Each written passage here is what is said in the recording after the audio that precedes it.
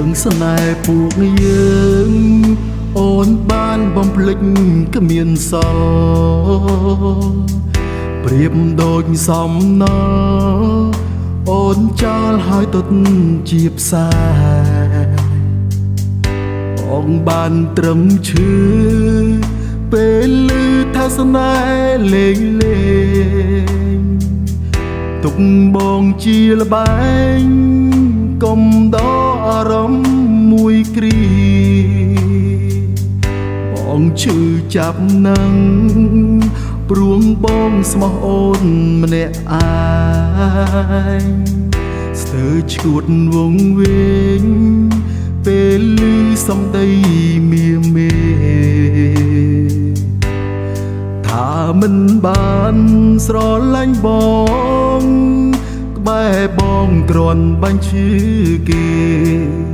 មានគិតទេថាបងឈឺប៉ុណ្ណា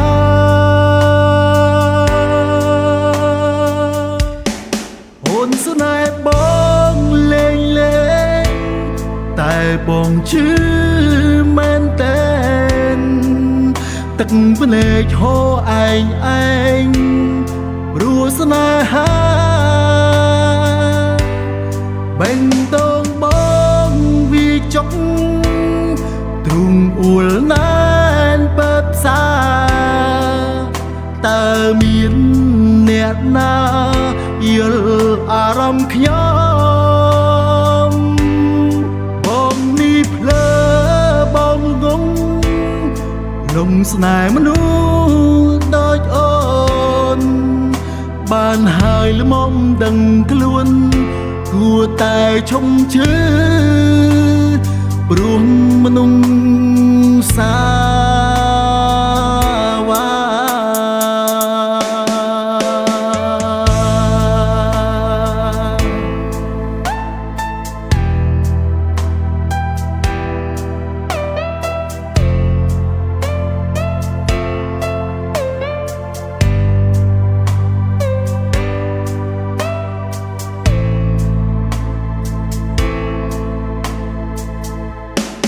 អូនស្នេហ៍បងលេងលេងតែបងឈឺមែនតែន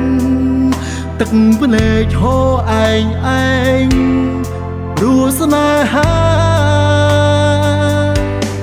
បេងតងបងវាចុកទ្រូងអួលណែនបិទផ្សាតើមានអ្នកណាយល់អារម្មណ៍ខ្ញុំ